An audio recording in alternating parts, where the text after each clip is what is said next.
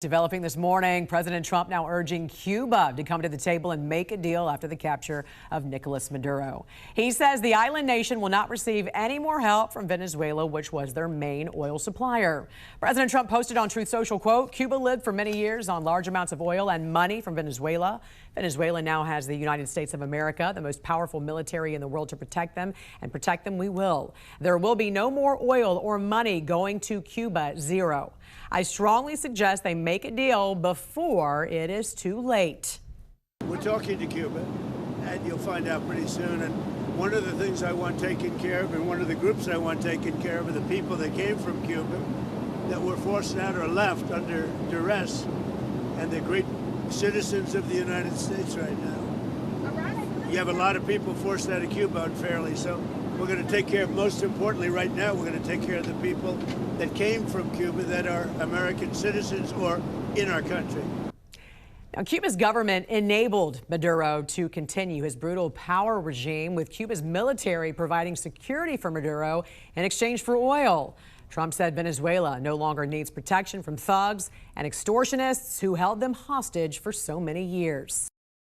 The Colombian president, Gustavo Petro, scored a remarkable geopolitical victory after holding a successful meeting with the President Donald Trump up in the Oval Office in Washington, D.C. The meeting came after more than a year of acrimonious rivalry between the two leaders, who often traded insults on social media. At some point, Gustavo Petro was even added to a list of leaders who are involved in narco-trafficking, according to the White House, without presenting any proof. But that, for example, meant that the head of state of Colombia had to travel on a temporary exemption to go to the United States because his visa to travel to America is currently revoked. However, none of that happened in the closed-door meeting at the White House, with the two leaders discussing trade, the shared efforts to stem the flows of drug traffickers in the region, and also the future of Venezuela. And according to Petro, the Colombian president even found the time to tweak perhaps the most famous political slogan of our time. El regalo que me dio ¿cómo se llama? La gorra roja. He gave me a gift, a red cap that says, "Make America Great Again." And I wrote with a pen that was there from the collection of the president's pens. I wrote an S at the end of America. Make the Americas great. And you can only do that with mutual respect between two different civilizations.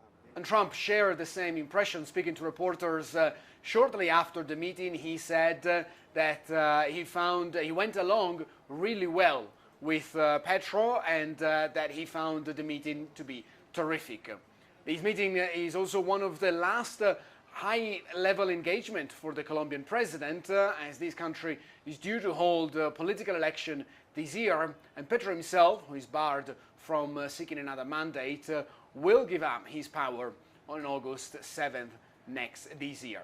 For CNN, this is Stefano Pozzebon, Bogotá. From Ukraine. They have very valuable rare earth. To Greenland. They're going to be involved in mineral rights, and so are we. Even Venezuela. You have minerals, right? All the critical minerals. A recent theme has emerged in American diplomacy. The start of the Trump administration really marked a new chapter of foreign policy. Minerals diplomacy became synonymous with foreign policy. Rare earths are a specific set of metals and minerals which aren't all that rare, but they are difficult and expensive to mine and transform into something that can be used in production. Vital to the U.S. economy and national security, they're in things like smartphones, batteries, medical equipment, and even some cancer treatments. Also fighter jets, submarines, satellites, missiles, and more. Every facet of our national, economic, and energy security is reliant on those rare earths. Right now, China controls about 90% of the world's supply of refined or usable rare earths, a pipeline China spent years building up. The question is, will the U.S. do the same? Over the last year, the U.S. has signed rare earth and minerals deals with countries around the world. But finding supply is only one step. Creating the infrastructure to do something with those rare earths is the other. Can Trump go like Xi Jinping does on a regular basis to American companies and say, Will you invest these huge sums of money into something that we don't know will be profitable for 10 years, 15 years, 20 years? In Washington, Michael Yoshida. Yeah, please.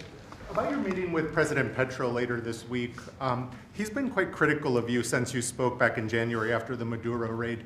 What would you like to hear from him tomorrow in terms of drug trafficking in Venezuela? What are your expectations? Well, I mean, he's been very nice over the last month or two. He was certainly critical before that, but somehow after the Venezuelan raid, he became very nice. He changed his attitude very much. So, no, I look forward to seeing him. He's coming in. We're going to be talking about drugs because tremendous amounts of drugs come out of his country. And I look forward to seeing. We're going to have a good meeting. Yeah.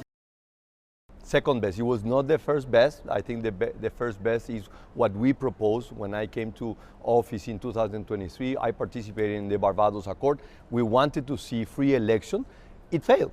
It failed, and from that moment on, we start asking that Maduro needs to leave. We asked him the good way. He didn't accept it. So I think the second best, what the U.S. did, was taking over. And we know the hard way Paraguay. We know that dictators, they don't go with pamphlets and manifestations on the streets. They usually go on coup or with guns. The U.S. government knows that Cuba is ready and has been ready for a long time to have a meaningful dialogue with the U.S. government to deal with our bilateral issues. At the moment, we've had some exchanges of messages, but we cannot say we have set a bilateral dialogue at this moment. They are attempting to choke Cuba economically as they have been trying to do for the past over 6 decades, I would say.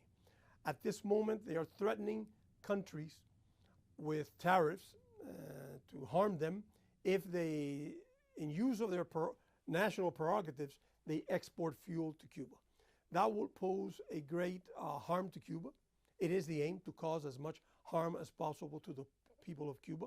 We have to some extent, take a look at our plans, how we use a great quote of austerity, stoicism, sacrifice, and try to overcome reality with the possibility of having very little, a lot of limitations, I would say, in the possibility of importing fuel. We need good public policies. We need countries that actually look at the development of the industry in 20 or 30 years. Chile is a good example. Chile has a very good state development project, and they basically said 3 things. Let's open our economy, let's build infrastructure, and let's have low minimum government intervention. And Chile today has twice the number of passengers than the average of the other countries in the region.